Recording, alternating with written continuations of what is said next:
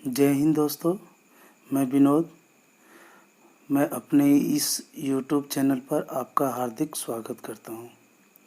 आज हम लोग देखने वाले हैं विनोबा भावे विश्वविद्यालय के अंतर्गत सेमेस्टर 2 में ECC के अंतर्गत इन्वायरमेंटल साइंस का क्वेश्चन तथा उसका आंसर को देखने वाले हैं, जिसके अंतर्गत 2020-23 के सेशन के अंतर्गत पूछा गया था। यानी प्रीवियस क्वेश्चन के अंतर्गत हम लोग देखेंगे ECC का फुल फॉर्म होता है एबिलिटी इनहेंसमेंट कंपलसरी कोर्स। ठीक है, ये बहुत सारे बड़े बड़े यूनिवर्सिटी में जैसे DU वगैरह में भी चलता है। तो ये विनोबा भावे के अंतर्गत भी रखा गया, जिसके अंतर्गत बहुत सारे सब्जेक्ट होते हैं, लेकिन इसके अंतर्गत EVS को रखा गया, इन्वायरमेंटल साइंस को रखा गया है। तो ECC यानी एबिलिटी इनहेंसमेंट कंपलसरी कोर्स के अंतर्गत हम लोग इन्वायरमेंटल साइंस को देखने वाले हैं, जिसका टोटल 40 क्वेश्चन होते हैं जो ऑब्जेक्टिव टाइप के होते हैं। ठीक है, हम लोग इसका सिलेबस में देख रहे हैं। तो यहाँ पे हम लोग देख सकते हैं कि ये टोटल 40 मार्क्स का है और 1.5 घंटे का समय है। ये आप यहाँ पे देख सकते हैं कि 1.5 घंटे का समय है। यहाँ पे 1.5 घंटे के अंतर्गत इसको सॉल्व करना है। 40 नंबर का है, जिसमें से हमको कम से कम 16 मार्क्स लाना ज़रूरी है, यानी 16 मार्क्स हमको पास के लिए ज़रूरी है। ठीक है, तो हम लोग आइए इस क्वेश्चन को देखते हैं। सबसे पहले हम लोग देखते हैं, पहला क्वेश्चन है आपका, पहला क्वेश्चन है the term ecosystem was coined bye. यानी इकोसिस्टम शब्द का प्रयोग सर्वप्रथम किसने किया? तो ये किया था AG टेंसले ने। यानी ये आपका सही है, यानी AG टेंसले ने ही किया था।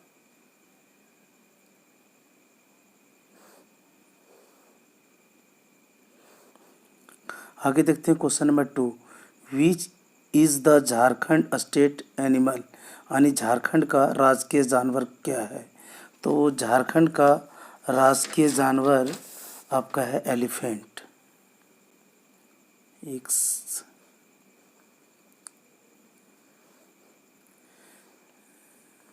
एलिफेंट यानी बी है क्वेश्चन इसका। ठीक है, हम लोग देखते हैं सी के अंतर्गत देखते हैं प्रेजेंट वर्ल्ड पॉपुलेशन इज़। इस समय दुनिया की जनसंख्या कितना है? यानी 2021 के अनुसार से जो जनसंख्या है वो 7.7 अरब के आसपास है, यानी 777 करोड़ है। तो यहाँ पे ऑप्शन में इस तरह तो कहीं है नहीं, ना तो 7.7 अरब है, ना 777 करोड़ है।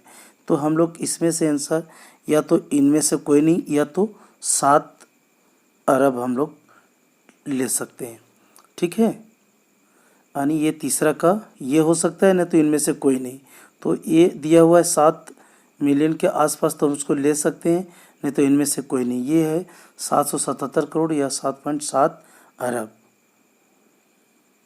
ठीक है, नेक्स्ट क्वेश्चन देखते हैं।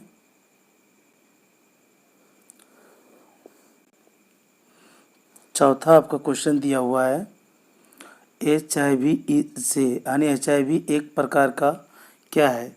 तो HIV एक प्रकार का विषाणु है। ठीक है, अब दे रहे हैं next question number 1 the 28 February India celebrate. यानी जो 28 फरवरी को भारत कौन सा दिवस के रूप में मनाता है? तो ये मनाता है राष्ट्रीय विज्ञान दिवस के रूप में, यानी आपका बी आंसर सही है। ठीक है, अब नेक्स्ट क्वेश्चन देखते हैं हम लोग 6 में दे रहा है क्या? Jim Corbett national park is situated in. यानी जिम कॉर्बेट राष्ट्रीय उद्यान जो है वो किस राज्य में है? यानी जिम कॉर्बेट, तो जिम कॉर्बेट जो है वो है आपका उत्तराखंड में। उत्तराखंड में ये 1936 में स्थापित किया गया था। अब इसे रामगंगा के राष्ट्रीय उद्यान के नाम से भी जाना जाता है, यानी ये 1936 में बनाया गया था। ठीक है, नेक्स्ट क्वेश्चन देखते हैं हम लोग। कहते हैं विच of the following is not responsible of green house effect. कहता है इनमें से, यानी इनमें से कौन ऐसा है, निम्न में से किस गैस को बढ़ने से ग्रीन हाउस इफेक्ट नहीं होता है। तो कौन सा गैस बढ़ता है जो ग्रीन हाउस को इफेक्ट नहीं करता है, तो ये होता है आपका ऑक्सीजन। ठीक है, यानी ये ऑक्सीजन के बढ़ने से ग्रीन हाउस को किसी भी तरह का प्रभावित नहीं करता है। नेक्स्ट क्वेश्चन चलते हैं हम लोग, क्वेश्चन नंबर 8। क्वेश्चन नंबर 8 में कहता है बायोडायवर्सिटी इंक्लूड्स, यानी जैव विविधता के अंतर्गत क्या आते हैं। तो जैव विविधता के अंतर्गत सभी चीज़ आते हैं, यानी जैव विविधता मतलब क्या, जीवों में विभिन्नता। तो जीवों में विभिन्नता में परिस्थिति तंत्र में विविधता है, यानी इकोसिस्टम डाइवर्सिटी है, स्पीसीज डाइवर्सिटी है और जेनेटिक डाइवर्सिटी है, यानी आनुवांशिक विविधता भी पाया जाता है। तो इनमें से सभी हो जाएगा आपका। ठीक है, यानी 8वां का जैव विविधता के अंतर्गत आते हैं, उपयुक्त सभी आते हैं। ठीक है, हम लोग नेक्स्ट क्वेश्चन देखते हैं, क्वेश्चन नंबर 9।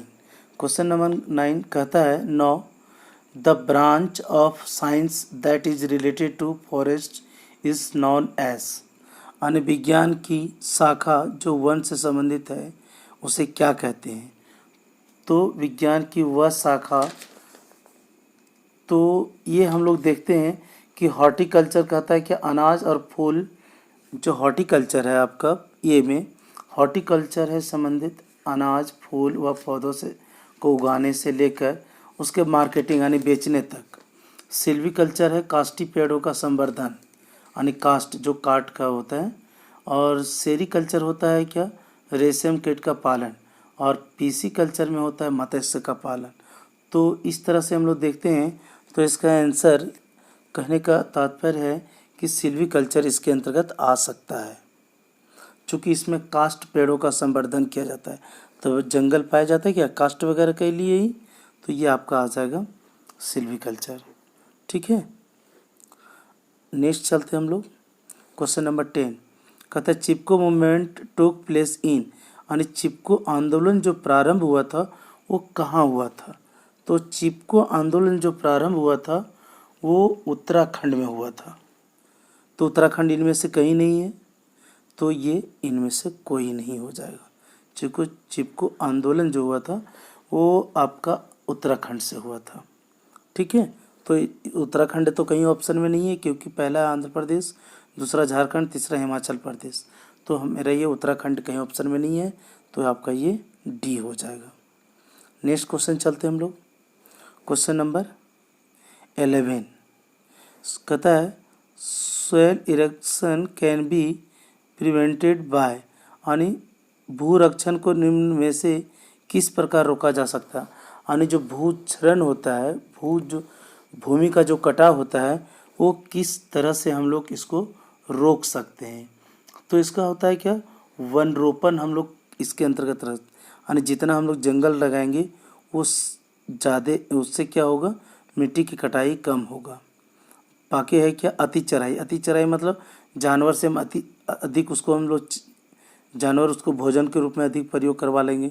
वनस्पति को हटाने से, यानी वनस्पति को अगर हटा लेंगे तो निश्चित है कि मिट्टी के पास कुछ बचेगा नहीं, तो इससे क्या होगा, आपका भूक्षरण हो जाएगा। लेकिन अगर हम लोग वन रोपण करेंगे, जंगल को लगाएंगे, तो ये है क्या, भूमि के कटाव को रोक सकता है। तो ये आपका होगा वन रोपण होगा। ठीक है, यानी आपका सी होना चाहिए। नेक्स्ट देखते हैं क्वेश्चन नंबर 12। क्वेश्चन नंबर 12 में कहता है which of the following word is related to homo sapiens, यानी निम्न में से कौन सा शब्द मनुष्य से जुड़ा है। यानी कौन ऐसा शब्द है जो मनुष्य से जुड़ा है। एक होता है क्या, एक होता है, एक ये दिया हुआ है हर्बीवोर यानी शाक भक्षी यानी शाकाहारी, दिया हुआ है कार्निवोर मतलब मांसाहारी, और एक दिया है वो ओमनिवोर मतलब सर्वभक्षी, और एक आपका दिया नन ऑफ एबव यानी उपयुक्त में से कमी कोई नहीं। तो इसमें होता है क्या, मनुष्य जो होता है दोनों तरह का पाया जाता है, शाकाहारी और मांसाहारी। तो इसमें आना चाहिए क्या, सी आपका ऑप्शन होना चाहिए, सर्वभक्षी, यानी आपका सी ऑप्शन होना चाहिए, क्योंकि जो मनुष्य होता है वो शाकाहारी भी होता है और मांसाहारी भी होता है। ठीक है, तो आगे हम लोग देखते हैं। नेक्स्ट क्वेश्चन है आपका, M S Swaminathan is one of the India's foremost, यानी कहना है एम एस स्वामीनाथन भारत के सबसे महत्वपूर्ण माने क्या थे इनमें से। ये है आपका क्या, agriculture scientist, economist, geologist, none of the above. तो इसमें होगा आपका एग्रीकल्चर, यानी वो एक कृषि वैज्ञानिक हैं एम एस स्वामीनाथन। ठीक है, अब नेक्स्ट क्वेश्चन चलते हैं हम लोग। नेक्स्ट क्वेश्चन में कहता है how many method of rain water harvesting are there. कहता है कि बारिश के पानी का संरक्षण की कितनी विधियां हैं। तो इसकी बहुत सारी विधियां हैं, तो इसमें अनेक विधियां, लेकिन आपका 4 तक अधिक दिया हुआ है आपका। तो इसमें अनेक विधियां के अंतर्गत है क्या, हम लोग बहुत सारे तरह से हम लोग यानी जो जल है, जो वर्षा पड़ता है उसके पानी को हम लोग कितनी विधि से संरक्षण कर सकते हैं। तो बहुत सारा है, जैसे सतह जल संरक्षण, यानी सतह पर हम लोग उसको पानी जमाव करेंगे। छत पर हम लोग उसको हम लोग रोक के रख सकते हैं, कुछ बना के, जैसे उसमें छत पर हम लोग स्टोर करके रख सकते हैं। बांध बनाते हैं हम लोग, भूमिगत टैंक यानी भूमि में टैंकी टाइप का बना देते हैं। और जल संग्रह यानी जलाशय वगैरह, जैसे तालाब वगैरह, झील वगैरह टाइप का, या तालाब वगैरह हम लोग क्या करते हैं, इति करते हैं। तो उसके हिसाब से ये बहुत सारा है। तो आपका यहाँ तो मैक्सिमम 4 दिया हुआ है, तो ये ऑप्शन से बाहर का चीज़ है। तो ये 4 दिया हुआ, तो हम लोग 4 कर सकते हैं, या तो हम ये तो क्वेश्चन देखने पर नहीं। नेक्स्ट क्वेश्चन है what is the symbol of HIV positive people, यानी HIV से पॉजिटिव लोगों का प्रतीक क्या होता है, यानी उसके जो HIV पॉजिटिव होते हैं उसका प्रतीक क्या होता है। तो उसका HIV का पॉजिटिव जो होता है उसका होता है रेड रिबन, यानी आपका जो उसका पॉजिटिव होता है वो रेड रिबन होता है, जो यहाँ पर आपका ऑप्शन नहीं है रेड रिबन, क्योंकि ब्लू रिबन नहीं है, येलो रिबन, वाइट रिबन और नन ऑफ दिस। तो इसमें जो आंसर होगा वो ये होगा, डी हो जाएगा, क्योंकि ये रेड रिबन होता है, जो प्रतीक होता है रेड रिबन होता है, और इस ऑप्शन में रेड रिबन कहीं है ही नहीं, तो क्या हो जाएगा, नन ऑफ दिस। ठीक है, अब हम लोग चलते हैं नेक्स्ट क्वेश्चन। तो नेक्स्ट क्वेश्चन हम लोग देख रहे हैं यहाँ पे, कहता है earth summit conference was held in, यानी पृथ्वी सम्मेलन कहाँ आयोजित किया गया था। तो पृथ्वी सम्मेलन जो है वो पृथ्वी सम्मेलन हुआ था 1992 और हुआ था रियो डी जेनेरो, यानी ये बी ऑप्शन होगा, जो ब्राज़ील में आपका पड़ता है। ठीक है, यानी ब्राज़ील में जो पृथ्वी सम्मेलन आयोजित हुआ था 1992 में, यानी 1992 में, रियो डी जेनेरो जो ब्राज़ील देश में पड़ता है। ठीक है, अब हम लोग चलते हैं नेक्स्ट क्वेश्चन, चलते हैं हम लोग। नेक्स्ट क्वेश्चन कह रहा है क्या, विच of the following is not responsibility for green house effect. कहता है ग्रीन हाउस इफेक्ट के लिए कौन उत्तरदायी नहीं है। तो इसमें से उत्तरदायी कौन नहीं है, एक सेकेंड, इस तरह का क्वेश्चन अभी हम लोग को कुछ क्वेश्चन पूर्व मिला। क्वेश्चन नंबर हम लोग 7 दे सकते हैं, वही क्वेश्चन पूछा था, निम्न में से किस गैस को बढ़ने से ग्रीन हाउस इफेक्ट नहीं होता है, और वही क्वेश्चन हम, यानी यहाँ का जो क्वेश्चन है वो आपका इसका आंसर हो जाए, इसका भी आंसर हो जाएगा आपका ऑक्सीजन।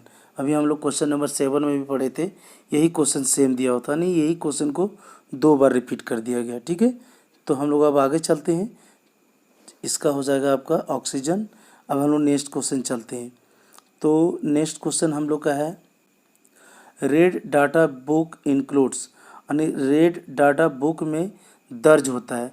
तो रेड डाटा बुक में क्या चीज़ दर्ज होता है, पहला आपका है टिम्बर ट्री, दूसरा है क्या इंडेंजर्ड स्पाइसिस, और होता है रेड फॉरेस्ट, और नन ऑफ दिस। तो ये जो आपका है कहता है क्या, रेड डाटा में जो आपका जाता है वो रेड डाटा बुक में होता है, वो होता है आपका विलुप्त होती प्रजातियां, यानी जो प्रजातियां विलुप्त होती जा रही है उससे संबंधित होता है रेड डाटा बुक, जिसका 1948 में प्रथम बार प्रकाशन किया गया था। यानी आपका हो जाएगा ये बी, और ये 1948 में प्रथम बार प्रकाशित किया गया था। ठीक है, समझ में आ गया। रेड डाटा बुक 1948 में प्रथम बार प्रकाशन हुआ, जो इससे संबंधित है विलुप्त होती प्रजातियां, जो प्रजातियां, जो जीव जंतु विलुप्त होने के कगार पर है उससे संबंधित होती है। ठीक है, अब हम लोग चलते हैं नेक्स्ट क्वेश्चन। नेक्स्ट क्वेश्चन है आपका क्या, Kaziranga national park situated in, यानी काजीरंगा जो नेशनल पार्क है वो है आपका असम में। ठीक है, काजीरंगा नेशनल पार्क जो है वो असम में है। ये 1908 में स्थापित किया गया था। ठीक है, और 1908 में स्थापित किया गया था, लेकिन 1985 में इसको विश्व विरासत के धरोहर के रूप में शामिल किया गया। ठीक है, यानी काजीरंगा नेशनल पार्क जो है वो असम में है और 1908 में इसकी स्थापना की गई थी, लेकिन 1985 में इसको विश्व धरोहर के रूप में शामिल किया गया था। ठीक है दोस्तों, चलते हैं अब नेक्स्ट क्वेश्चन। नेक्स्ट क्वेश्चन है आपका क्या, कहता है Vienna conference for the protected and maintenance of ozone layer was held in, यानी कहता है जो वियना सम्मेलन ओजोन परत के बचाव के लिए कब हुआ था, तो ये हुआ था आपका 1985 में। 1985 में हुआ था और आपका ये 1985 में स्थापित हुआ था, यानी सहमति बनी थी, और ये लागू हुआ था 1988 में। ठीक है, 1985 में सहमति बनी थी, स्थापित हुआ था, और 1988 में से लागू किया गया। तो यहाँ पे ऑप्शन मेरा 1985 है, तो 1985 को हम लोग लिख सकते हैं। ठीक है, नेक्स्ट क्वेश्चन हम लोग चलते हैं। नेक्स्ट क्वेश्चन दे रहा है आपका, which is the main effect of global warming, जो ग्लोबल वार्मिंग है वो मेन इफेक्ट कहता है क्या, ग्लोबल वार्मिंग का मुख्य कारण क्या है, तो इसमें हो जाएगा क्या, इंक्रीज सी लेवल, यानी सागर का जल स्तर बढ़ना, जो इसका मुख्य प्रभाव, जो ग्लोबल वार्मिंग का मुख्य प्रभाव है सागर का जल स्तर बढ़ना और जलवायु परिवर्तन, तो ये दोनों हो जाएगा।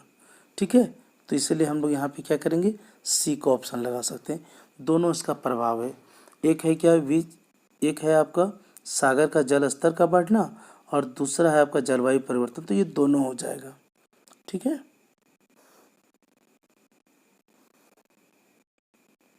अब हम लोग चलते हैं नेक्स्ट क्वेश्चन। नेक्स्ट क्वेश्चन में क्या, industrialization causes to increases, industrialization causes to increases, यानी औद्योगिकीकरण से क्या बढ़ता है, तो औद्योगिकीकरण से आप देख रहे हैं ए में दिया हुआ है प्रदूषण, तो ये भी बढ़ता है, दूसरा दिया हुआ बी जल प्रदूषण, तो ये भी बढ़ता है, और तीसरा दिया हुआ है ध्वनि प्रदूषण, तो ये तीनों चीज़ बढ़ता है। तो इसका ऑप्शन जो आपका, इसका आंसर जो होगा वो आपका हो जाएगा डी।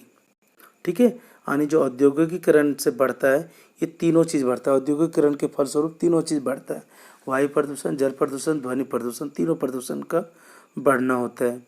अब हम लोग चलते हैं नेक्स्ट क्वेश्चन। नेक्स्ट क्वेश्चन में कहता है which is responsible for depletion of ozone layer, यानी ओजोन परत ह्रास के लिए कौन उत्तरदायी है, तो यहाँ पर हम लोग का उत्तरदायी क्या हो जाएगा, कहता ओजोन परत के लिए उत्तरदायी क्या है, तो यहाँ पर हो जाएगा आपका, यानी क्लोरोफ्लोरोकार्बन, नाइट्रोजन ऑक्साइड और हाइड्रोकार्बन, तो इसका मतलब है कि हाँ मेरे हिसाब से डी होनी चाहिए। ठीक है, अब हम लोग नेक्स्ट क्वेश्चन देखते हैं इसका, यानी ओजोन परत ह्रास के लिए, जो ओजोन परत जो ह्रास हो रहा है, घट रहा है, वो ये सभी कारण है, क्लोरोफ्लोरोकार्बन, नाइट्रोजन ऑक्साइड और हाइड्रोकार्बन, यानी इस तीनों इसमें है।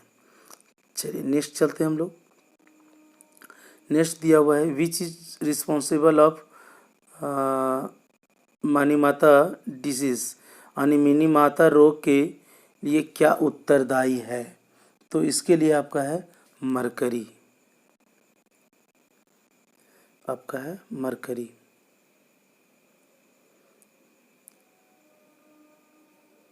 ठीक है, चलते हैं नेक्स्ट क्वेश्चन। कहता on which date world yoga day is celebrated in every year, यानी विश्व योग दिवस हर वर्ष किस दिन को मनाया जाता है? तो ये आपका अगर 21 जून, यानी विश्व योगा दिवस 21 जून को मनाया जाता है। ठीक है, 21 जून को। 21 मई को जो है अंतर्राष्ट्रीय चाय दिवस मनाया जाता है, और 21 जुलाई को शहीद दिवस यानी बंगाल शहीद दिवस के रूप में मनाया जाता है, और 21 अगस्त को विश्व वरिष्ठ नागरिक दिवस मनाया जाता है। 21 अगस्त को विश्व वरिष्ठ नागरिक दिवस। तो इस प्रकार हम देख सकते हैं कि 21 जून को मेरा विश्व योगा दिवस के रूप में मनाया जाता है। ठीक है, अब नेक्स्ट देखते हैं हम लोग। कहता है what percentage of the land should be covered with plant and trees for a healthy society, स्वस्थ समाज के लिए उपलब्ध भूभाग का कितना प्रतिशत पेड़ पौधे से भरा होना चाहिए? तो ये जो आपका होना चाहिए वो एक्चुअली होता है 33.3%। तो 33.3% कहीं है नहीं, तो इसके लिए हम लोग आंसर क्या कर सकते हैं? बी आंसर हम लोग कर सकते हैं, यानी ये हो जाएगा 33%। ठीक है, जबकि भारत में केवल 19 यानी जो भारत में है वो 19.5% भूभाग पर जो है वो वन है। कुल क्षेत्रफल का इतना 19.5%, जबकि स्वस्थ समाज के लिए चाहिए 33.3%। ठीक है, नेक्स्ट क्वेश्चन हम लोग चलते हैं। कहता है which one the following is an program for world health organization for a healthy society, यानी विश्व स्वास्थ्य संगठन के द्वारा स्वस्थ समाज की स्थापना के उद्देश्य से कौन सा कार्यक्रम चलाया गया है? तो ये है आपका, ये होना चाहिए बच्चों के लिए टीकाकरण, यानी जब बच्चों को कोई वैक्सीनेशन पड़ जाएगा तो उसको कोई आने वाला समय में कोई उसको बीमारी नहीं होगा। बहुत सारा इसका चलता है, तो बहुत सारा वैक्सीनेशन है, तो बच्चों के लिए टीकाकरण इसका होना चाहिए। ठीक है, स्वस्थ समाज के लिए कह रहा है, स्वस्थ समाज की स्थापना के लिए। तो वृद्धाश्रम भी ये है, लेकिन अनाथाश्रम भी है, स्कूल चलो अभियान भी है, लेकिन ये सबसे जो ज़्यादा इम्पोर्टेंट है वो बच्चों के लिए वैक्सीनेशन है। ठीक है, वो होना चाहिए बच्चों के वैक्सीनेशन के लिए। नेक्स्ट क्वेश्चन आपका है green plant utilize carbon dioxide in, यानी हरे पौधे कार्बन डाइऑक्साइड का उपयोग करते हैं। तो किस लिए उपयोग करते हैं? तो हरे पौधे कार्बन डाइऑक्साइड का उपयोग करते हैं श्वसन में, भोजन बनाने में, अवशोषण में, और इनमें से सभी। तो ये सभी होना चाहिए, क्योंकि जो इसका उपयोग है वो सभी में करते हैं। कार्बन डाइऑक्साइड को वो श्वसन लेते हैं, तो श्वसन में भी होते हैं, भोजन बनाने में भी होते हैं, और अवशोषण में भी होते हैं। इसमें से सभी होना चाहिए। ठीक है, नेक्स्ट क्वेश्चन चलते हैं हम लोग। कहता है आपका what is wild life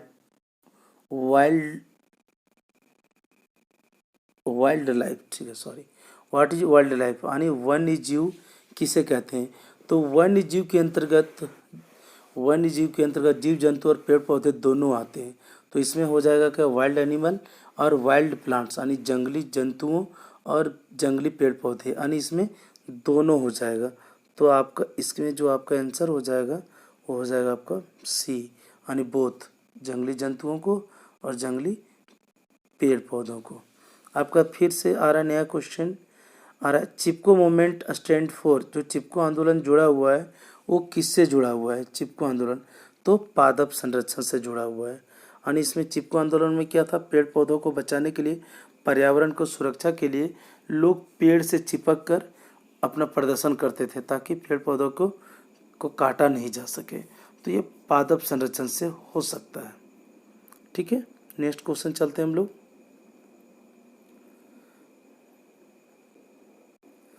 next question में आपका कह रहा है, कहता है गेंडा को किस राष्ट्रीय उद्यान से संरक्षित किया जा रहा है?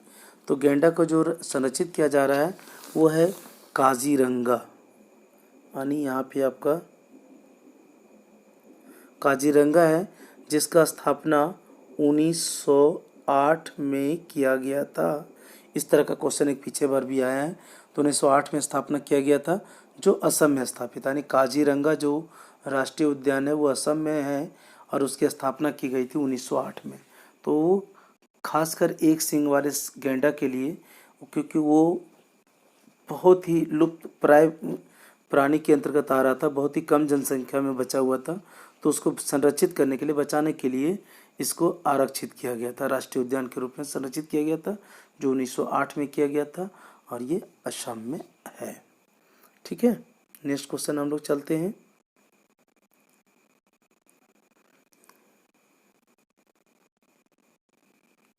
नेक्स्ट क्वेश्चन है world famous Taj Mahal of Agra is an danger because of the gas. कहता आगरा स्थित विश्व प्रसिद्ध ताजमहल को मुख्यतः खतरा है किस गैस से? कार्बन डाइऑक्साइड से, नाइट्रोजन से और SO2 सल्फर से, CFC क्लोरोफ्लोरोकार्बन से। ठीक है, तो इसका जो मेन इसका जो खतरा है, जो इसका आंसर होता है वो होता है सल्फर डाइऑक्साइड। ठीक है, तो यहाँ पे कोई ऑप्शन है नहीं। और दूसरा जो इसका होता है प्रमुख घटक होता है, तो ये दो प्रमुख घटक के प्रभावित होता है। एक है उद्योगों से निकलने वाले धुआं, यानी जो उसके आसपास जो है उसके चलते, या वाहनों से निकलने वाले धुआं CO2, यानी वाहनों से। तो ये इसके हिसाब से अभी ऑप्शन होना चाहिए कार्बन डाइऑक्साइड यानी CO2, क्योंकि दो प्रमुख घटक होते हैं, इसको दो कारक होते हैं प्रभावित करने वाले।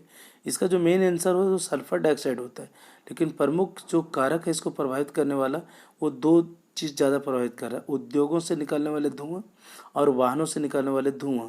तो जो उद्योगों से निकलने वाले धुआं है, वाहनों से निकलने वाले धुआं है, उसको बोलते हैं कार्बन डाइऑक्साइड, जिसको हम लोग CO2 से डिनोट करते हैं। तो इसका मतलब इसका आंसर जो होना चाहिए वो होना चाहिए आपका CO2।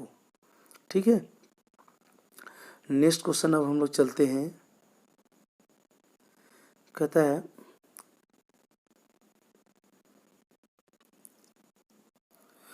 है human being normally can tolerate sound pollution up to, यानी साधारण मानव ध्वनि प्रदूषण सहन कर सकता है तो कितना से कितना। तो इसका जनरली जो इसका आंसर होता है 20 Hz से 20,000 Hz तक। ठीक है, यानी जो मनुष्य, एक साधारण मनुष्य जो इसका सुन सकता है, जो सुनने की क्षमता होता है वो 20 से 20 Hz, यानी जो मिनिमम होता है 20 Hz से हो जाता है 20,000 Hz तक। तो यहाँ पर इस तरह का ऑप्शन है, तो उसके हिसाब से होना चाहिए ये आपका होना चाहिए। ठीक है, 20 से 30 डेसिबल। ठीक है, नेक्स्ट क्वेश्चन हम लोग चलते हैं।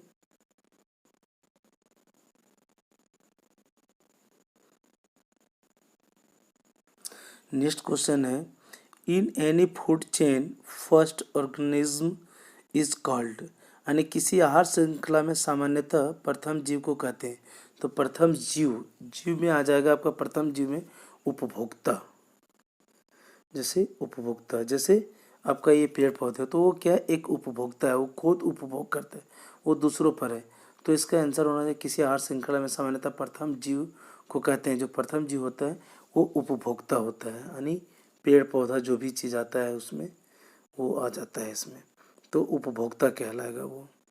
ठीक है, नेक्स्ट क्वेश्चन आपका which among the following is first level consumer, यानी इनमें से प्रथम श्रेणी के उपभोक्ता कौन है? प्रथम श्रेणी के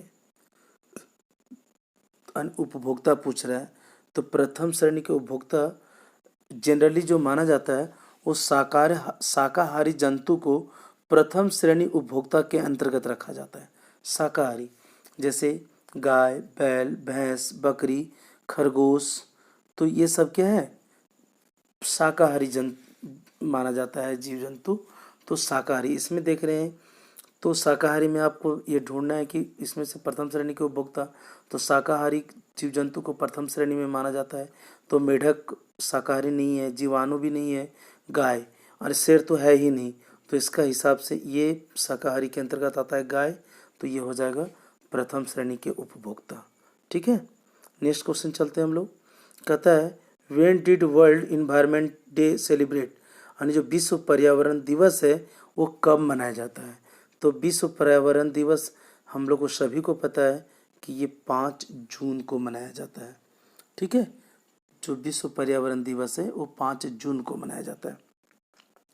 नेक्स्ट क्वेश्चन है main causes of water pollution is, यानी जो जल प्रदूषण का मुख्य कारण क्या है, यानी कौन ऐसा कारण है, कौन कौन ऐसा कारक है जो जल को प्रदूषित करता है। तो पहला दिया हुआ है क्या, डोमेस्टिक इफ्लुएंस यानी घरेलू बहिस्राव, इंडस्ट्रियल इन्फ्लुएंस यानी औद्योगिक, और एग्रीकल्चर इन्फ्लुएंस यानी कृषि जनित जो बहिस्राव होता है सो।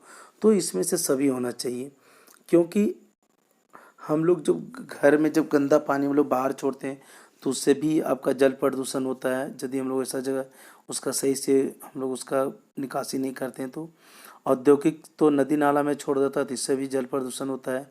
एग्रीकल्चर इन्फ्लुएंस जो हम लोग दवा वगैरह छिड़काव करते हैं वो भी जल को क्या करता है, प्रदूषित करता है। जो हम लोग खाद या हम लोग कुछ दवा केमिकल वगैरह डालते हैं वो भी क्या करता है, जल को प्रदूषण करता है।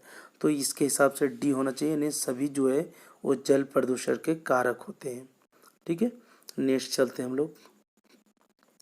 कहता है the causes of AIDS is, AIDS होने का कारण क्या है। तो एड्स होने का जो मुख्य कारण है वो आपका पहला हो जाएगा। ठीक है,